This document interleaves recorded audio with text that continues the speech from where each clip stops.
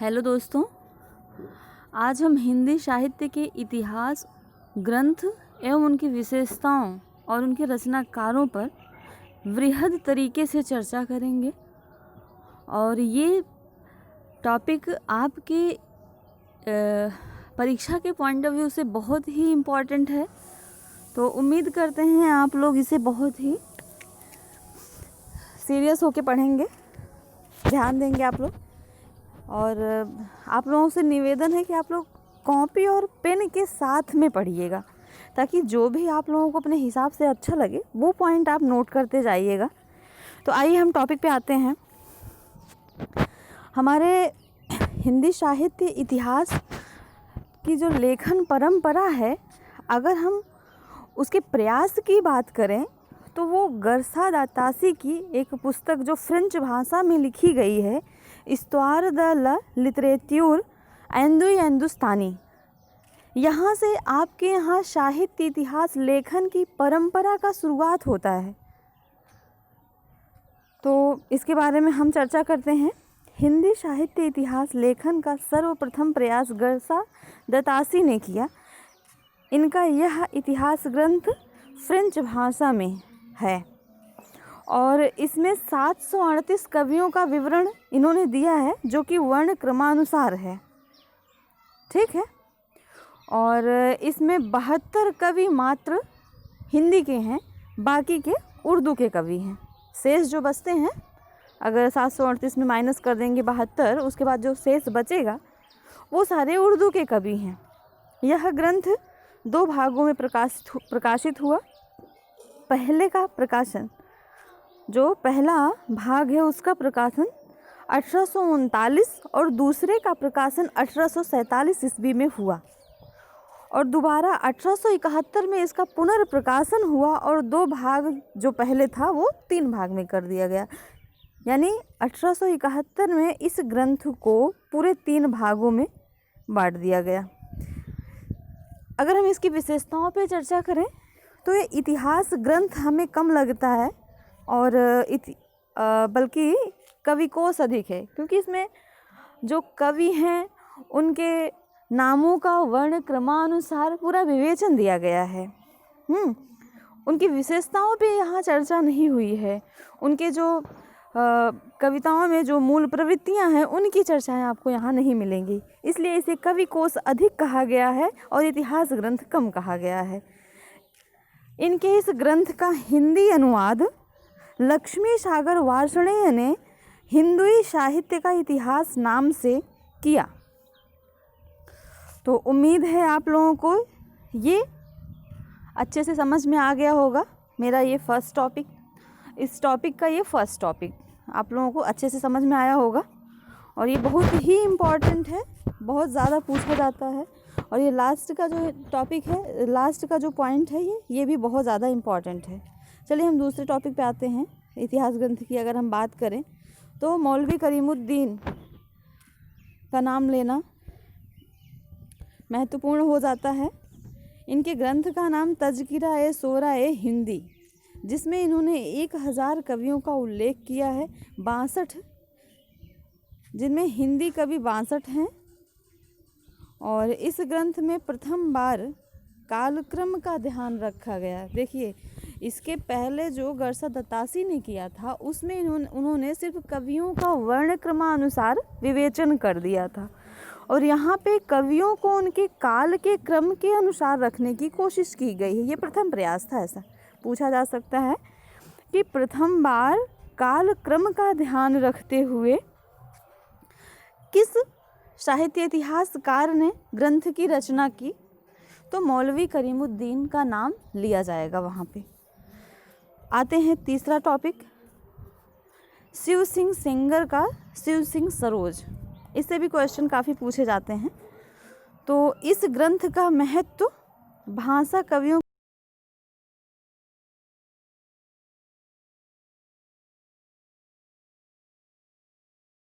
ये जो पहला पॉइंट मैंने आपको पढ़ के सुनाया, ये बहुत ही इम्पॉर्टेंट है कि अभी क्या है कि कवियों का नाम विवरण यही दिया जाता था।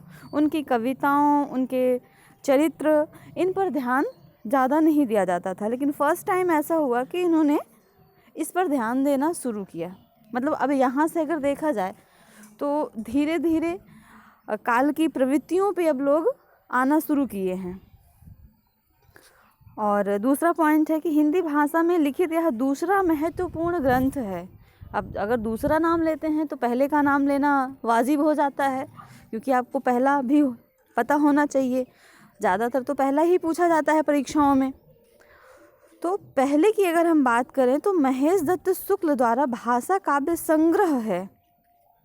लोग यहाँ कंफ्यूज होते हैं। अगर आता है कि हिंदी भाषा में लिखा गया पहला महत्वपूर्ण ग्रंथ, तो ज़्यादातर लोग शिव सिंह सरोज को लगा देते हैं, जो कि गलत है।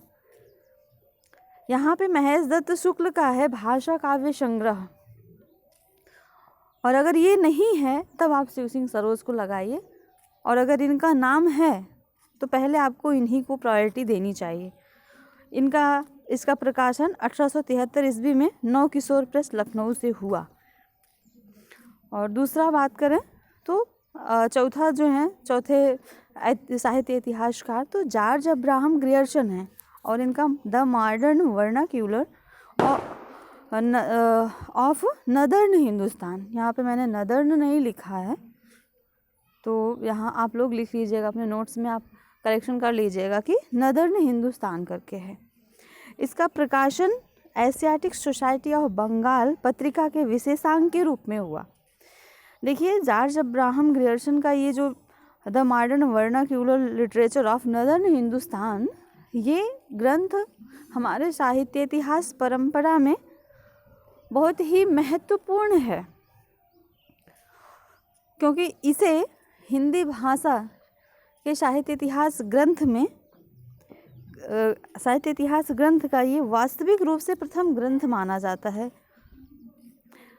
क्योंकि इसके पहले क्या था कि उर्दू के भी कवि रहते थे, हिंदी के भी कवि रहते थे, और इसमें क्या हुआ कि केवल और केवल हिंदी रचनाकारों को ही इसमें स्थान दिया गया, इसलिए ये वास्तविक ग्रंथ मानना सर्वोचित होता है। और उससे भी बड़ा पॉइंट ये है कि ग्रियर्सन ने यहाँ पर उस समय की उनके जो कविताएं हुआ करती थी, उनकी प्रवृत्तियों को और उनके कर्म को ध्यान आधार बनाकर इन्होंने भक्ति काल को स्वर्ण युग कहा। प्रश्न आता है कि भक्ति काल को स्वर्ण युग किसने कहा, तो वहाँ पे जॉर्ज अब्राहम ग्रियर्सन का नाम आता है। ग्रियर्सन का यह ग्रंथ शुक्ल के इतिहास का आधार बना। इस बात को स्वयं आचार्य रामचंद्र शुक्ल ने स्वीकार किया है कि ग्रियर्सन का जो ग्रंथ है वो इनके इतिहास का आधार बना, इनके इतिहास ग्रंथ का आधार बना। इस बात को स्वयं आचार्य शुक्ल जी ने स्वीकारा है। आगे डॉक्टर किशोरी लाल गुप्त ने the modern vernacular literature of northern Hindustan का हिंदी साहित्य का प्रथम इतिहास नाम से अनुवाद किया। यानी हिंदी साहित्य का प्रथम इतिहास शीर्षक से हिंदी अनुवाद किसने किया, तो डॉक्टर किशोरी लाल गुप्त ने किया। इसका प्रकाशन 1957 ईस्वी में हुआ। हिंदी साहित्य के विकास क्रम का निर्धारण चारण काव्य, धार्मिक काव्य, प्रेम काव्य, दरबारी काव्य के रूप में किया गया है। वैसे हम एक वीडियो बनाएंगे जहां पर हम देखेंगे कि जो प्रमुख इतिहासकार हैं उन्होंने काल का विभाजन किस नाम पे किया है, क्या नाम दिया है विभिन्न कालों को, तो उसका एक अलग वीडियो बनाएंगे। क्योंकि अगर उसको इसमें हम शामिल करते तो बहुत ज़्यादा लेंदी हो जाता है ये, इसलिए हमने किसी एक पक्ष को लेकर ही ये वीडियो बनाया है। तो आप लोग उसके लिए मेरा एक दूसरा वीडियो मैं जल्दी ही अपलोड करूँगी, तो उसे आप लोग ज़रूर देखिएगा। तो वहाँ पे आपको पता चलेगा कि हाँ जॉर्ज ग्रियर्सन ने क्या वो लिया है। तो आगे देखते हैं। नेक्स्ट साहित्य इतिहासकार आते हैं मिश्र बंधु। मिश्र बंधुओं का एक महत्वपूर्ण ग्रंथ है और जिसका नाम है मिश्र बंधु विनोद। ये ग्रंथ हमारे साहित्य इतिहास ग्रंथ लेखन की परंपरा में बहुत ही महत्वपूर्ण ग्रंथ है। अगर हम बात करें मिश्र बंधुओं की, सवाल पूछता है कि कौन से मिश्र बंधुओं में नहीं हैं, ऐसे करके 4 नाम दे देगा आपको। अब उसमें क्लिक करना रहेगा कि आपको कौन से नहीं हैं। तो इन तीनों लोगों का नाम जानना आपके लिए बेहद ज़रूरी हो जाता है। तो गणेश विहारी हैं, श्याम विहारी हैं और सुखदेव विहारी हैं। ये तीनों लोग भाई थे और तीनों लोग अपने आपस में सहयोग से इतिहास ग्रंथ की रचना की थी। मिश्र बंधु विनोद जो है ये 4 भागों में विभक्त हैं, जिनके प्रथम 3 भाग का प्रकाशन 1913 ईस्वी में तथा चतुर्थ भाग का 1934 ईस्वी में प्रकाशन हुआ। आगे, मिश्र बंधु विनोद में 5000 कवियों का जीवन वृत्त वर्णित है। इन कवियों को प्रकाश में लाने के साथ ही उनके साहित्यिक महत्व को स्पष्ट करने का प्रयास किया। कवियों को अपने इतिहास ग्रंथ में शामिल करने वाले कौन से कवि हैं या फिर कौन सा ग्रंथ है, तो वहाँ पे मिश्र बंधु और मिश्र बंधु विनोद, मिश्र बंधु और मिश्र बंधुओं का मिश्र बंधु विनोद ग्रंथ का नाम आता है। और आगे बात करें तो इसी में अगला पॉइंट है, हाँ, एक सवाल बनता है कि कौन से ऐसे साहित्य इतिहासकार हैं जिन्होंने अपने ग्रंथ में कवियों का तुलनात्मक विवरण दिया है। तो वहाँ पे भी मिश्र बंधुओं का ही नाम आता है। हम अगले पॉइंट पे आते हैं तो ये बात आपकी क्लियर हो जाएगी। मिश्र बंधुओं ने कवियों का सापेक्षिक महत्व निर्धारित करने के लिए, सापेक्षिक महत्व, यहाँ सापेक्षिक महत्व से तात्पर्य है कि हम तुलना कर रहे हैं कौन ज़्यादा श्रेष्ठ है। इस प्रकार से इन्होंने श्रेणियाँ बनाई, 9 कवियों का एक मंडल बनाया, जिसमें पहला है वृहदत्रयी। वृहदत्रयी में इन्होंने सूर, तुलसी, देव, इन्होंने सर्वश्रेष्ठ कवि सूरदास को रखा। और इन्हीं के सूरदास के ही संदर्भ में एक श्लोक प्रसिद्ध है, सूर शूर तुलसी शशि उड़गन केशव दास, अब के कवि खद्योत सम जहाँ तहाँ करत प्रकाश। तो ये सूरदास के संदर्भ में है, उनकी महानताओं को वर्णित करने वाला ये श्लोक है। उसके बाद तुलसीदास का नाम आता है और फिर देव का नाम आता है। तो यहाँ पर सूर, तुलसी ये भक्ति काल के कवि हैं, देव जो हैं ये आपके आ जाते हैं रीति काल के कवि। दूसरी जो श्रेणी है वो मध्यत्रयी। मध्यत्रयी में विहारी, भूषण, केशव आते हैं। यहाँ पर अगर हम बात करें तो रीतिकाल के कवियों में देव को इन्होंने सर्व प्रमुख स्थान दिया। यहाँ पे सवाल भी बन सकता है कि मिश्र बंधुओं ने रीतिकालीन कवियों में किस कवि को सर्वश्रेष्ठ स्थान दिया, तो यहाँ देव का नाम लेना उचित होगा, क्योंकि इन्होंने इन्हीं का नाम दिया है, उनको इन्होंने तीसरे नंबर पे रखा है। फिर आता है लघुत्रयी। लघुत्रयी में मतीराम, चंद्रवरदाई, भारतेंदु, हरिश्चंद्र का नाम आता है। अगर हम यहाँ पे कई प्रश्न बनने की संभावनाएं हैं इस छोटे से पॉइंट में ही, हम आपको एक और सवाल आपको बताते हैं। इसमें से 2 सवाल तो मैंने आपको बता दिया। तीसरा सवाल इसमें पूछा जा सकता है कि नवरत्न कवियों में सर्वाधिक किस काल के कवि को मिश्र बंधुओं ने शामिल किया, तो वहाँ पर रीतिकाल आ जाएगा। क्यों? क्योंकि वृहदत्रयी में 1 कवि हैं, मध्यत्रयी में 3 कवि हैं और लघुत्रयी में 1 कवि हैं। टोटल हो जाते हैं 5 कवि, यानी सर्वाधिक आपके रीतिकाल के होते हैं। बाकी आपके भक्तिकाल के 2 होते हैं, सूरदास, तुलसीदास, और आधुनिक काल के 1 कवि हैं भारतेंदु हरिश्चंद्र जी। आदिकाल के भी 1 कवि हैं चंद्रवरदाई, जिनका ग्रंथ पृथ्वीराज रासो है।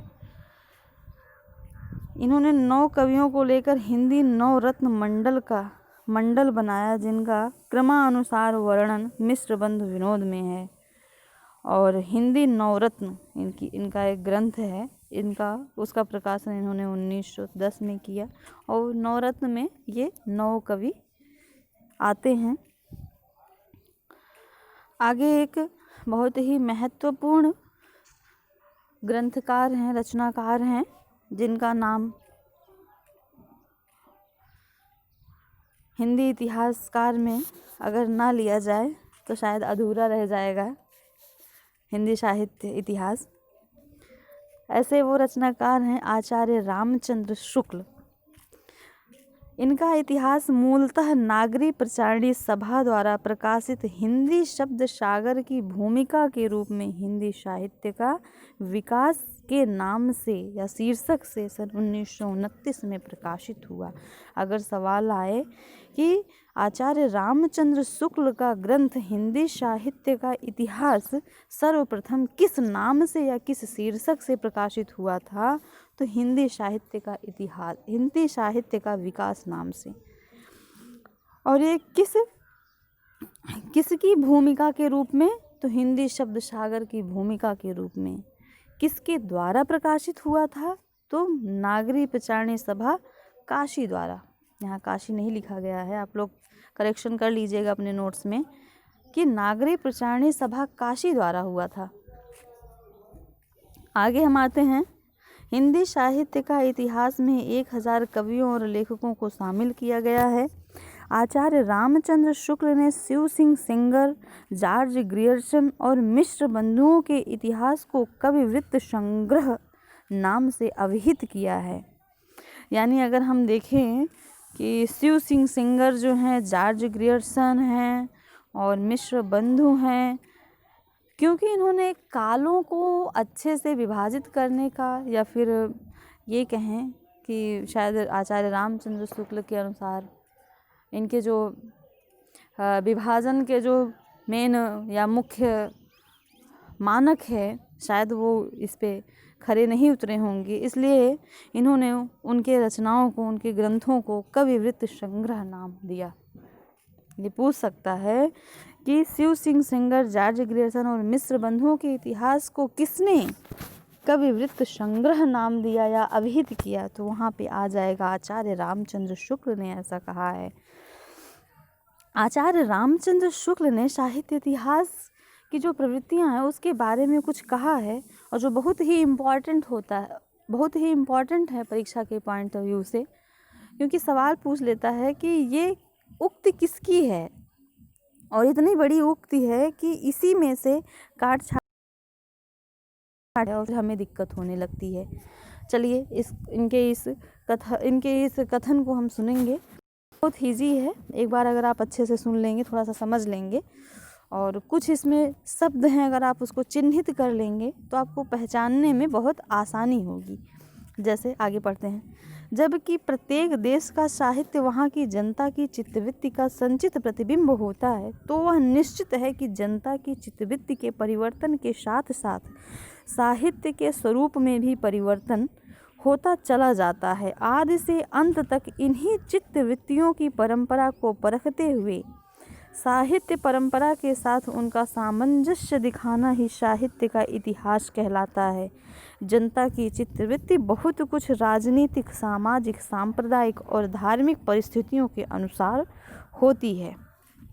तो ये रहा इनका कथन। इसमें अगर हम बात करें तो संचित प्रतिबिंब हो गया। अगर ये आ रहा है आपके कथन में तो समझ लीजिए कि आचार्य रामचंद्र शुक्ल का है। और मुख्य इनका सबसे मुख्य शब्द अगर इनके कथन में तो चित्तवृत्ति अगर आ रहा है तो भी आप रामचंद्र शुक्ल को लगा दीजिएगा। अगर आपको नहीं याद है तो ये गेस आप मार सकते हैं और इसे आप स्मार्ट गेस बोलेंगे।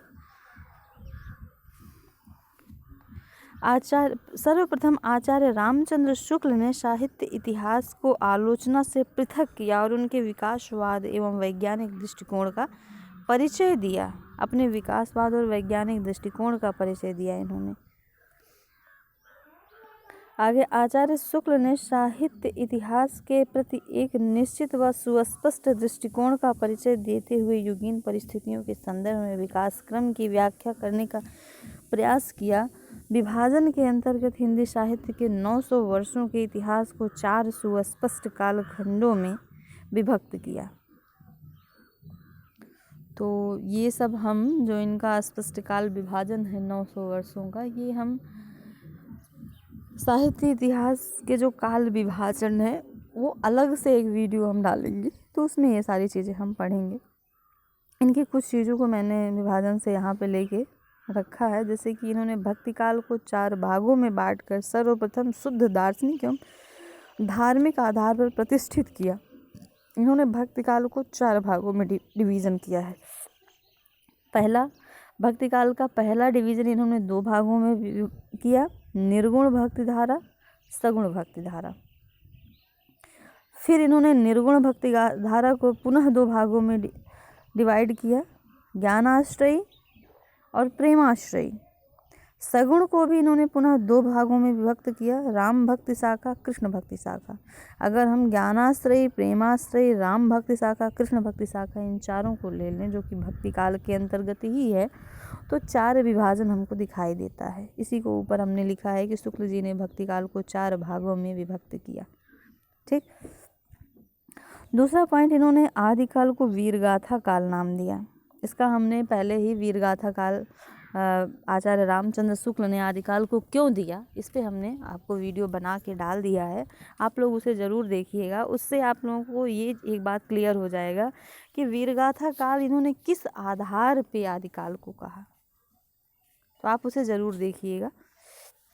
और हमने उस वीडियो में ये भी बताया है कि आदिकाल को हजारी प्रसाद द्विवेदी ने आदिकाल क्यों कहा और क्यों उनके इस मत को सर्वाधिक सहमति मिली, मतलब आदिकाल को आदिकाल के रूप में अधिक सहमति मिली है, ये क्यों, इसको भी हमने वहाँ पे अच्छे से बताया है, डिफाइन किया है। आप लोग उस वीडियो को ज़रूर देखिएगा।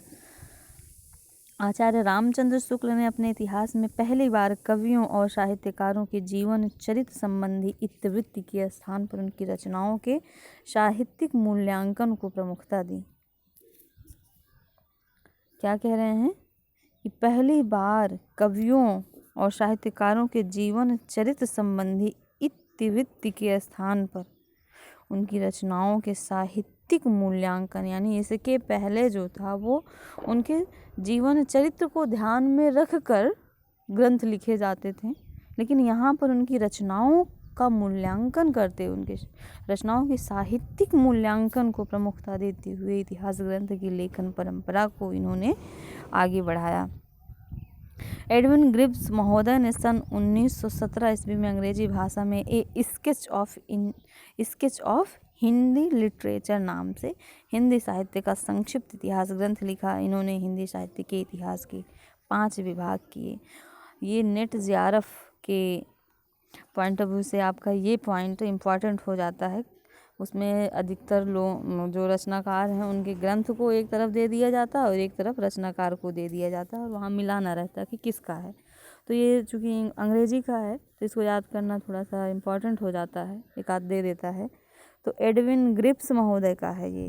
अगर स्केच ऑफ हिंदी लिटरेचर आ जाए यानी स्केच, तो वहाँ पे एडविन ग्रिब्स महोदय का नाम लेना उचित हो जाता है। आगे सन 1920 ईस्वी में FEK ने अंग्रेजी भाषा में ए हिस्ट्री ऑफ हिंदी लिटरेचर नाम से इतिहास ग्रंथ लिखा। अगर हम कहें ए हिस्ट्री ऑफ हिंदी लिटरेचर ग्रंथ तो वहाँ पर FEK का नाम आएगा। आचार्य हजारी प्रसाद द्विवेदी ने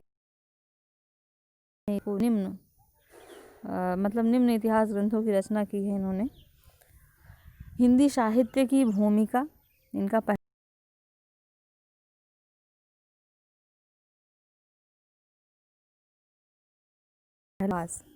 देखिए, रचनाकार और उनके ग्रंथ का नाम पूछा जाता है तो इनका ये तीनों ग्रंथ बहुत ही इम्पॉर्टेंट है।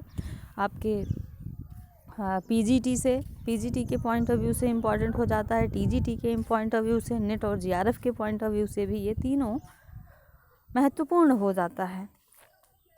और तीसरा ग्रंथ इनका हिंदी साहित्य का आदिकाल, जो कि बहुत ही इम्पॉर्टेंट है। अगर आदिकाल की अच्छे से आपको जानना है, उनकी प्रवृत्तियों को, उनके मतलब आदिकाल का इन्होंने बहुत ही अच्छे तरीके से किया है। शायद इतना अच्छा शायद किसी और ने नहीं किया है। तो अगर आदिकाल को अच्छे से पढ़ना है तो आप हजारी प्रसाद द्विवेदी जी के हिंदी साहित्य का आदिकाल को ज़रूर पढ़िएगा, आपको बहुत कुछ मिलेगा इससे। आचार्य द्विवेदी जी ने अपने इतिहास में परंपरा के निरंतरता का अनुशीलन करते हुए एक व्यापक इतिहास दर्शन की भूमिका तैयार की। आचार्य द्विवेदी जी ने अपने इतिहास की परंपरा के निरंतरता की, देखिए इनका जो हमने उसमें बताया था या फिर से बता दे रहे हैं कि आदिकाल नाम इन्होंने परंपरा को ध्यान में रखते हुए रखा था। ठीक, निरंतरता की अनुशीलन करते हुए व्यापक इतिहास दर्शन की भूमिका तैयार की। ये भूमिका के बारे में बताया गया है, जो भूमिका वाला ग्रंथ है इनका, उसके बारे में। डॉक्टर रामचंद्र वर्मा ने हिंदी साहित्य का आलोचनात्मक इतिहास नामक पुस्तक लिखा है। अगर आ जाए कि हिंदी साहित्य का आलोचनात्मक इतिहास, यहाँ पे हमने कुछ मिस्टेक मुझे लग रहा है, जो कि हम अभी सुधार दे रहे हैं इसे, ये ऐसे होना चाहिए। प्लस अगर हम बात करें तो यहाँ पे हमारा कॉमा होना चाहिए, बाकी यहाँ से हमारा कॉमा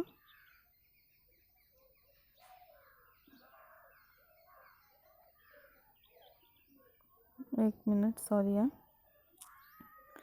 इसको हट जाना चाहिए। यहाँ पे भी हाईलाइट किया हुआ है, इसको हटा देते हैं और यहाँ पे कॉमा लगा।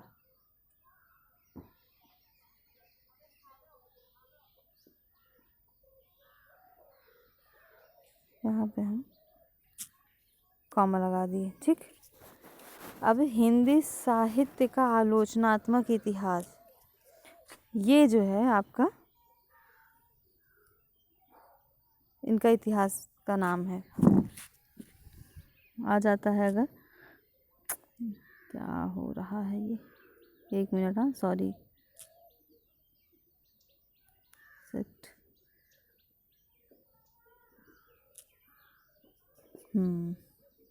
अब सही हुआ।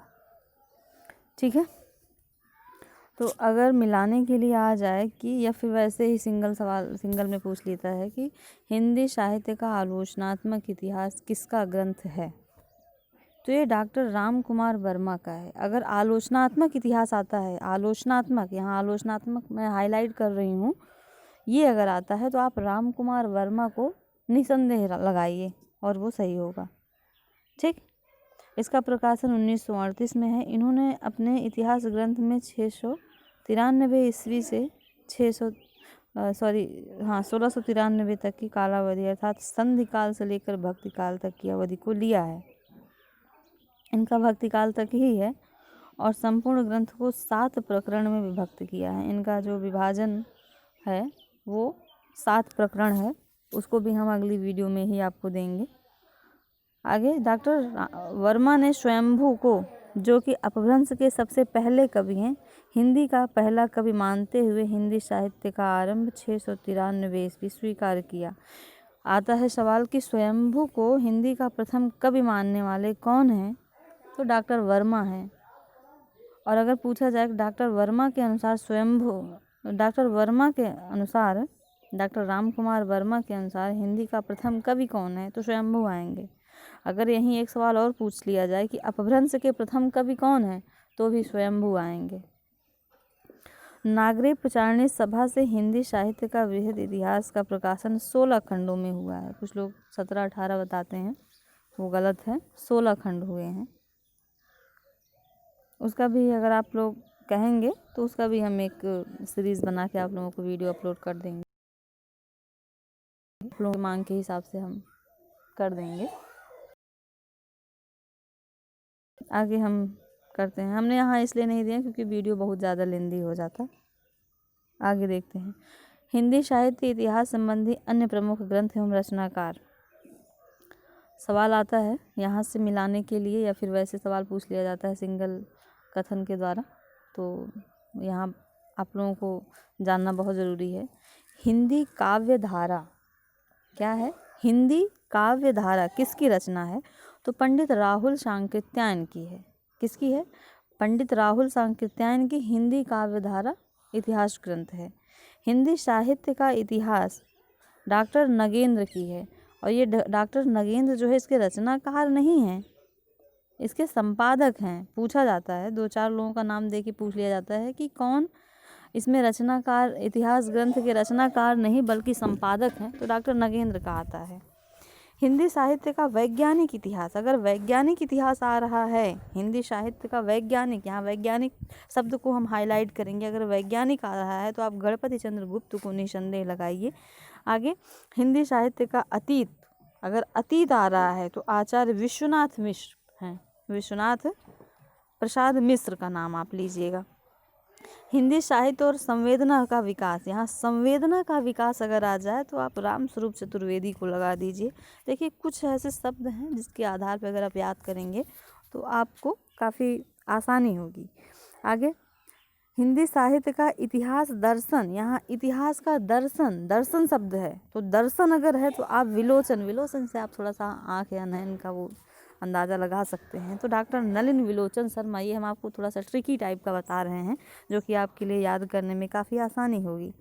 हिंदी भाषा का विकास आ रहा है तो आप श्याम सुंदर दास, हिंदी भाषा और साहित्य आ रहा है तो भी श्याम सुंदर दास, और हिंदी कोविद रत्नमाला, हिंदी कोविद रत्नमाला ये डॉक्टर श्याम सुंदर दास का प्रसिद्ध ग्रंथ है।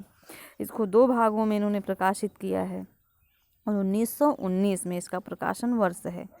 दूसरा, राजस्थानी भाषा और साहित्य डॉक्टर मोतीलाल मिनरिया, राजस्थानी पिंगल साहित्य डॉक्टर मोतीलाल मिनरिया।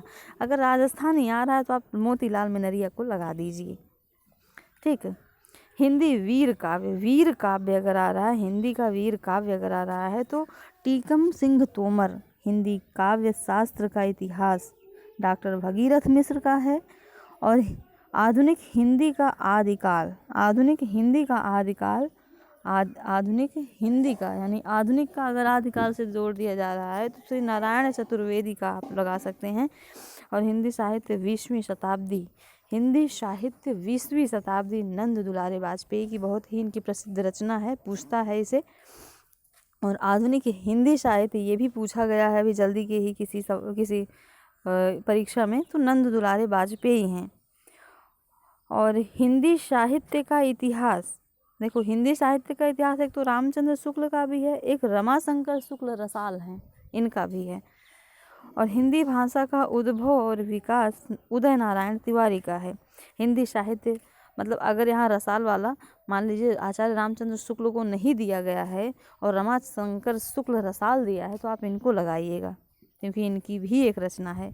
इनको देगा अगर तो रामचंद्र शुक्ल को नहीं देगा, जाहिर सी बात है, उसे विवादित प्रश्न नहीं बनाना है। और अगर दे देता है तो आप लोग रामचंद्र शुक्ल को ही लगाइएगा तब, अगर दोनों को दे देता है तो, क्योंकि वो ऑलरेडी बाद में फॉल्स में आ जाएगा, फॉल्स क्वेश्चंस में, जिसमें कॉमन गणना की जाएगी।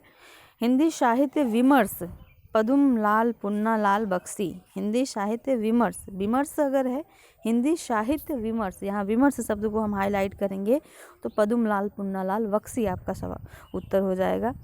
कविता कौमुदी, कविता और कौमुदी अगर ये शब्द आ रहा है तो राम नरेश त्रिपाठी, कविता कौमुदी यहाँ पर राम नरेश त्रिपाठी हो जाएंगे। सॉरी, एक मिनट। आज हमको लग रहा है कुछ ज़्यादा ही समस्या आ रही है, ये काफ़ी लंबी वीडियो भी बन जा रही है, आधे घंटे से ऊपर हो गया। चलिए आगे बताते हैं, ज़्यादा नहीं रह गया है, थोड़ा सा ही है। हाँ, कविता कौमुदी राम नरेश त्रिपाठी की है। भाषा काव्य संग्रह, इसका हमने पहले ही बताया कि महेश दत्त शुक्ल, भाषा काव्य संग्रह महेश दत्त शुक्ल का, जो कि हिंदी साहित्य का हिंदी भाषा में, यहाँ हाईलाइट करेंगे कि हिंदी भाषा में रचा गया हिंदी साहित्य इतिहास का प्रथम ग्रंथ भाषा काव्य संग्रह जो कि महेश दत्त शुक्ल का है। हिंदी साहित्य का विवेचनात्मक इतिहास, अगर हिंदी साहित्य का विवेचनात्मक, यहाँ विवेचनात्मक शब्द हम हाईलाइट कर रहे हैं, अगर ये शब्द आता है तो आप सूर्यकांत शास्त्री को आप लगाएंगे, निराला नहीं है, सूर्यकांत शास्त्री जी हैं। आधुनिक हिंदी साहित्य का इतिहास कृष्ण शंकर शुक्ल। खड़ी बोली हिंदी साहित्य का इतिहास, यहाँ खड़ी बोली हम हाईलाइट करेंगे तो ब्रज रत्न दास। आधुनिक हिंदी साहित्य ये लक्ष्मी सागर वार्ष्णेय का है।